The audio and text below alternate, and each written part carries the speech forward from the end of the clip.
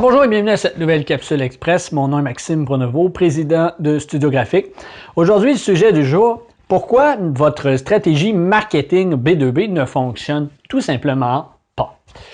En effet, c'est une préoccupation de beaucoup d'entreprises qui font affaire dans le marketing B2B, d'être capable d'avoir une stratégie qui donne des résultats et qui semble amener l'entreprise à un niveau supérieur.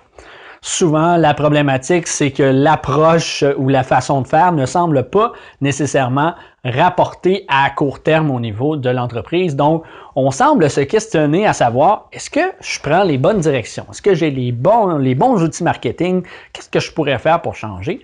Donc, voici en fait 5 raisons, 5 aspects qui pourraient évidemment vous orienter à mieux réfléchir sur pourquoi votre stratégie marketing B2B ne fonctionne pas. En effet, le premier aspect, le premier conseil que je pourrais vous donner, en fait, c'est que votre stratégie de marketing B2B, elle est trop impersonnelle. Souvent, on s'adresse à une entreprise lorsqu'on fait du marketing B2B. Et ce que ça fait, c'est qu'on a tendance à aller plus large, de dire on va parler non pas à une personne, mais à une entité en soi, un numéro d'affaires en tant que tel, et on va être moins personnel, moins près des gens que si on était dans un business to customer, par exemple, ou un magasin de vêtements va aller rejoindre directement sa clientèle. Par contre, ce qu'il faut savoir, c'est que, je l'ai déjà répété dans d'autres capsules, c'est que derrière votre entreprise avec qui vous voulez faire affaire se cachent des personnes, des gens, des êtres humains qui, eux, vont vouloir vraiment sentir qu'il y a une relation d'affaires qui se développe avec eux. Donc, au lieu de penser de la façon relation avec une entreprise, pensez plus à une relation d'affaires. Donc, comment vous allez attirer, rejoindre le décideur qui, lui, va avoir un intérêt et qui va prendre la décision, peut-être, oui, avec un groupe d'affaires dans l'entreprise, mais comment vous allez amener cette réflexion-là, comment vous allez rejoindre cette personne-là de façon beaucoup plus efficace, c'est en ayant une stratégie qui est plus personnalisée à votre décideur clé, la personne qui va prendre les décisions dans l'entreprise. Ensuite, c'est votre marketing B2B, il n'a pas été testé tout simplement. Il faut savoir que la façon qu'on travaille beaucoup chez Studio Graphique au niveau du marketing, c'est qu'on va y aller avec un aspect que je pourrais qualifier un peu de lean d'une certaine façon.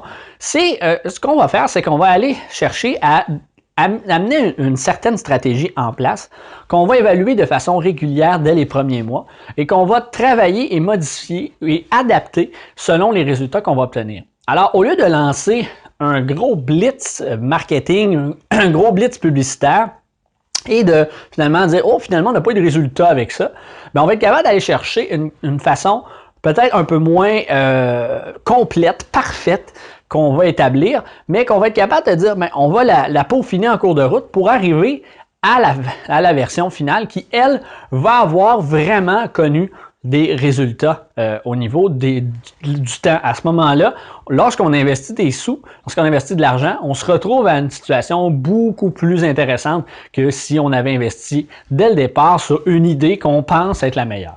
Ensuite, c'est que votre call to action, votre appel à l'action, il n'est pas clair ou en fait, il ne dit pas explicitement ce que vous voulez que le client fasse ou il n'est pas lié à vos avantages. Les gens sous-estiment, surtout sur le web, l'importance d'un call to action ou l'importance d'un appel à l'action en français sur le résultat sur ce que le client va faire. Souvent, on va avoir des mots standards, des façons standards qui vont être un formulaire, ainsi de suite. Mais ce que vous devez savoir, c'est que le call to action, c'est vraiment, le nom le dit. Le but étant de faire en sorte que votre client passe à l'action. Mais vous devez lui dire ce que vous voulez qu'il fasse. Donc, s'il appuie sur ce bouton-là, qu'est-ce qu'il va faire? Est-ce qu'il va communiquer avec vous? Est-ce qu'il va, prendre une évaluation gratuite?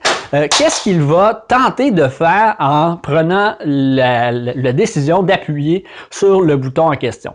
Et le fait d'avoir des appels à l'action bien dissimulés ou distribués dans votre site web va faire en sorte que votre client va vraiment avoir une possibilité de prendre une décision qui va être favorable à votre entreprise à chaque moment du processus. Donc, par exemple, il arrive sur votre page web, ben là, il a une possibilité d'en savoir plus parce que il vient d'arriver sur votre page, ne connaît pas votre entreprise. Ensuite, il arrive sur une page d'un service en particulier et là, il va avoir l'occasion d'avoir, par exemple, une évaluation gratuite, la possibilité de développer une consultation avec une personne, peu importe les options, mais qui va l'amener progressivement, toujours selon la page ou l'endroit où il se trouve sur le site, à avoir une étape de plus. Donc, quelle est l'étape suivante que vous voulez que votre client accomplisse au moment où il est dans une certaine page?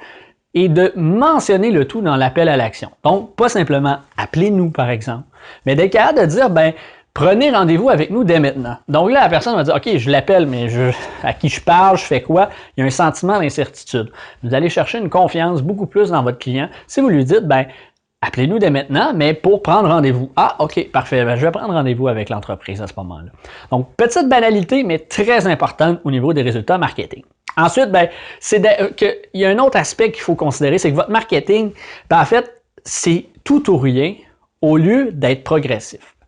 Je l'ai un peu mentionné dans le premier aspect, c'est souvent sur quoi on se base ici chez Studio Graphique, c'est que vous allez en fait soit ne pas faire le marketing carrément, dire ben moi écoute, j'en fais juste pas, je fonctionne du bouche à oreille ou peu importe le résultat, j'aime mieux aller rencontrer mes clients. Je ne dis pas que c'est mauvais, mais ça, c'est une option. Il y a l'option de trop en faire, c'est-à-dire de planifier une stratégie. Vraiment, là, vous avez un document de 20 pages et vous dites du mois de janvier au mois de décembre, voici ce qu'on va établir chez l'entreprise XYZ et vous vous fiez à ça et vous ne dérougissez pas de ça. C'est l'option qui est un petit peu plus difficile souvent pour les PME parce que ça coûte beaucoup de sous et ça ne rapporte pas toujours. Il y a des gens qui vont arriver, qui vont tomber sur la perle rare, vont avoir une stratégie qui vont être super efficace, qui vont dire merci, parfait. Mais il y en a d'autres qui vont, en fait, la plupart, se retrouver dans une situation où est-ce que, bon, ils n'ont pas nécessairement obtenu les résultats qu'ils voulaient. Donc, ce que ça fait, ben, ils ont perdu de l'argent et là, ils sont moins tentés d'investir dans le marketing pour quelque chose de plus intéressant. Donc, c'est pour ça qu'à ce moment-là, c'est beaucoup mieux d'y aller vers le progressif, c'est-à-dire d'y aller vers une idée et d'avoir la version, j'appelle bêta. Donc, d'être capable de dire, bon, cette idée-là, on va la mettre en place. Elle n'est pas parfaite, elle n'est pas complète, mais on a notre idée générale. Et là, on va travailler à partir de cette idée-là. Ça, cet aspect-là fonctionne bien, cet aspect-là fonctionne bien, on va la garder. Pourquoi l'autre ne fonctionne pas? Pourquoi celle-là fonctionne bien? Qu'est-ce qu'on pourrait modifier dans notre approche pour aller au processus suivant, et ainsi de suite. Comme ça, ben, vous avez une stratégie qui va évoluer constamment avec votre clientèle et qui va aussi vous rapporter beaucoup plus à le moyen long terme. Ensuite, ben, c'est que votre marketing cible, il ne cible pas en fait comment je pourrais dire, le véritable client, le véritable décideur. Ça, c'est une grave erreur que beaucoup d'entreprises, malheureusement, ne prennent pas conscience. C'est que vu qu'ils font affaire avec une entreprise, ils vont définir quel type d'entreprise ils veulent voir. Donc, il y a une entreprise en temps d'employés, tout ça, mais ils ne vont pas nécessairement définir à qui ils vont s'adresser dans l'entreprise. Par exemple, nous, est-ce qu'on s'adresse au directeur des ventes ou on s'adresse plus au directeur marketing, au président d'entreprise? Donc, selon notre type de clientèle, ben, on va s'adresser à le président d'entreprise, par exemple. Donc, on va être capable de déterminer en disant, OK, c'est à cette personne-là qu'on va s'adresser. C'est qui le président type d'une entreprise sur laquelle on vise. Donc, entre tel âge et tel âge, les intérêts et tout ça. Et là, on va être capable de vraiment établir une stratégie qui va cibler cette personne-là. Ça peut arriver que dans certaines entreprises, on soit référé au directeur marketing. Mais en sachant qui est vraiment le décideur dans l'entreprise et en ciblant en fonction, bien oui, peut-être vous allez rencontrer le directeur marketing. Mais à quoi bon vous sert de présenter une stratégie marketing, une stratégie de vente à votre directeur marketing quand celui qui va prendre la décision finale, c'est le président d'entreprise? Donc, ce qui est important de savoir, c'est que lorsque vous allez, oui, présenter cette idée-là, c'est ce que le directeur marketing va ramener au président d'entreprise si jamais vous ne pouvez pas le rencontrer. Et c'est le président qui va dire « Wow, OK, j'aime vraiment ce que cette entreprise-là a comme plan de match. Et oui, je l'ai vu effectivement, je l'ai suivi sur les médias sociaux, je l'ai déjà vu à tel endroit. On va aller avec celle-ci. » Donc, je ne dis pas de ne pas considérer la personne qui est l'entre-deux finalement, mais d'être capable d'avoir un message qui va vraiment être pensé en fonction du décideur, celui qui va vraiment signer le contrat ou même signer les chèques en considération.